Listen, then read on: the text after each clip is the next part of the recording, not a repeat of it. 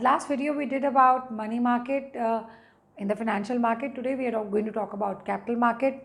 Money market was short-term market. Capital market is a long-term market, market with long-term funds, and also it talks about the medium term also. So we'll discuss about capital market. We're going to discuss about the capital market, which is divided into two, primary and secondary. Here we've discussed about primary.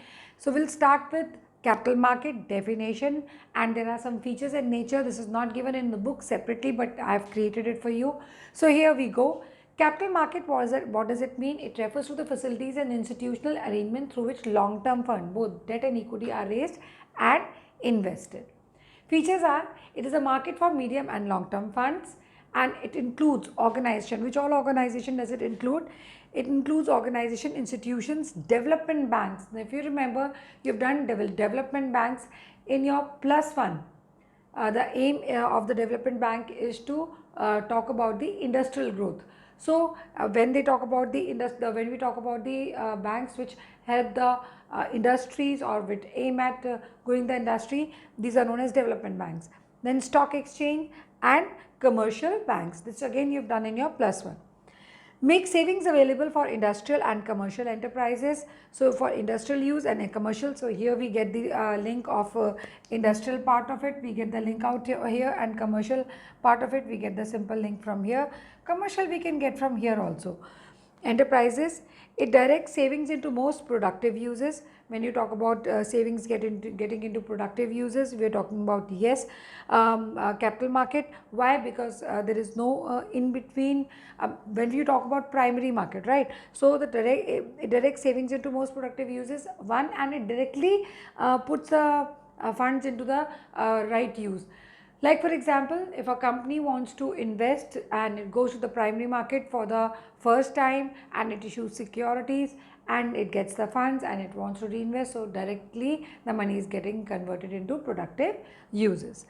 Leads to development and growth of economy, of course, because that contributes to any kind of industrial and commercial development, leads to the growth of the economy.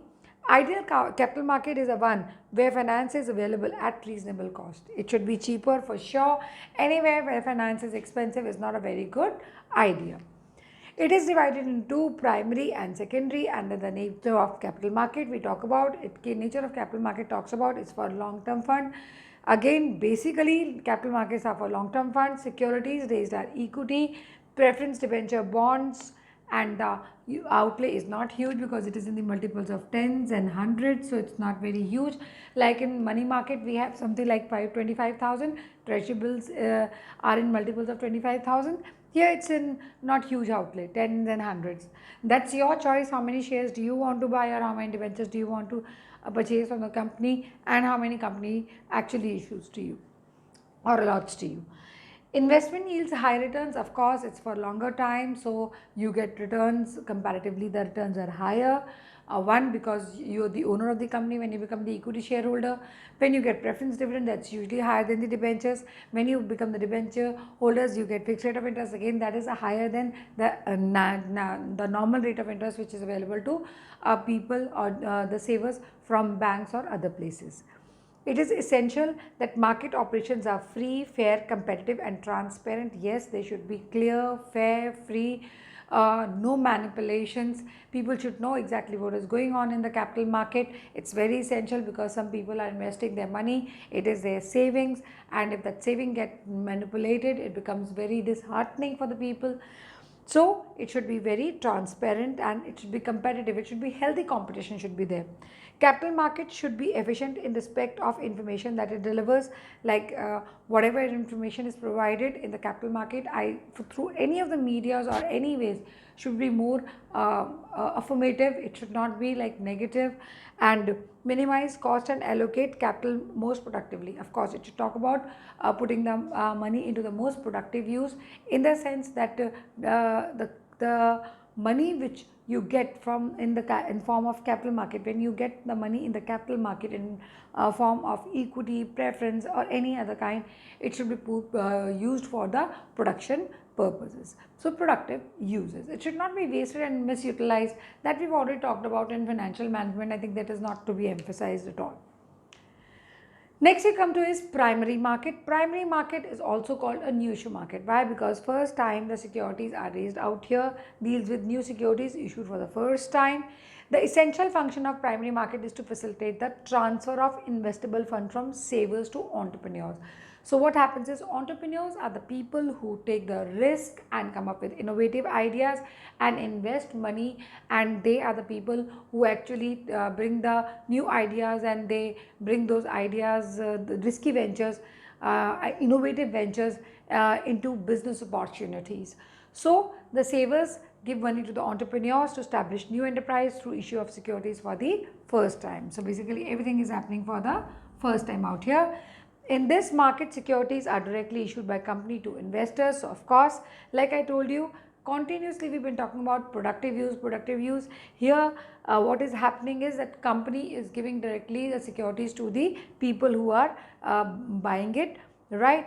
Securities are equity, preference, debentures and deposits. Investors are banks, financial institution, then insurance company, mutual funds, because these people want to put their money, their excess money, whatever they have, into some good opportunities where they can get good returns, and the primary market is the best source.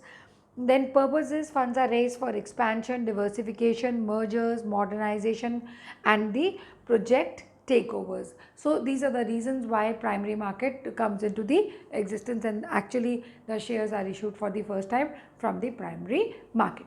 Next we'll come to is methods of flotation in the primary market. After discussing about primary market, let's come to the various methods of flotation in primary market.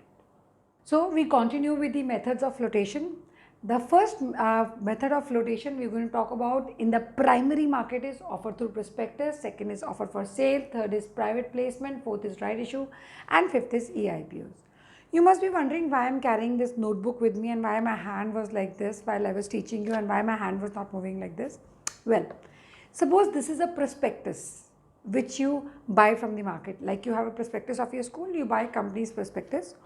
On the last page of the prospectus is the application form. You take the application. Now, this prospectus contains the details about company, its past, present and future. It talks about everything of the company. You read about everything in that particular prospectus. Fill in this application form. Along with the application form, what you do is you give a particular check. You send the check. This you send to the company. Once you send this to the company gets the money. This is the offer made through prospectus. Here company wanting to raise capital issues prospectus to inform and attract the investing public. So prospectus is actually a notice, circular, advertisement which is advertised in the newspaper or magazine, or otherwise it is issued to the general public. You can buy it from the brokers and immediately you can take the application form, fill in the application form. Sometimes prospectus is very thin, and in that application form you can fill in your details and write down everything. It invites prospective investors to apply for the securities. Prospectus is a notice circular which invites public to invest in a company. Now, a prospectus makes a direct appeal to investors to raise capital through an advertisement in the newspaper or magazines, like I told you. It tells about the details of company's performance, background, experience of the promoters. Everything is mentioned out here. The content of prospectus must be in accordance with the provisions and companies of the Companies Act. Now it is 2013. Initially it was 1956. Now according to Companies Act of 1956, like you just taken here, I will encircle Companies Act 2013 and the SEBI guidelines. The issue must be listed on at least one stock exchange. If you remember formation of company, we talked about it in the formation of company, that the issue must be listed on at least one of the stock exchanges. This is one of the most popular method, actually most known method for issuing of or for flotation of shares in the prime market or for issuing of the securities. Once we do that, next we come to is offer for sale. Before going to the offer for sale, here securities are not issued directly to general public. So now what happens is, here is a company, here is a public, here is an intermediary. Sometimes what happens is, company makes, it cannot directly approach the general public. It knows that there are some expenses which are to be incurred. So what it does is it goes to an intermediary, and what intermediary does is at pre-decided prices intermediary buys all the securities, and then the intermediary sells it to the general public. So the company already has the money without incurring any kind of flotation cost or without incurring any kind of extra cost, and the intermediary sells it to the general public. Shares are and company has enough of fund, that is the minimum subscription which is required for getting initial capital, that is already there with the company. Here securities are not issued directly to the public, are offered for sale through intermediaries like issuing house or stockbrokers. Of course, yes, these intermediaries are nothing else but the issuing house or the stockbrokers. Now, companies sell entire lot of securities at agreed price to the brokers, who in turn sells it to the investing public. Like I told you, that agreed price is comparatively lesser to what intermediary will sell to the public, of course, yes, and the company gets the money in bulk.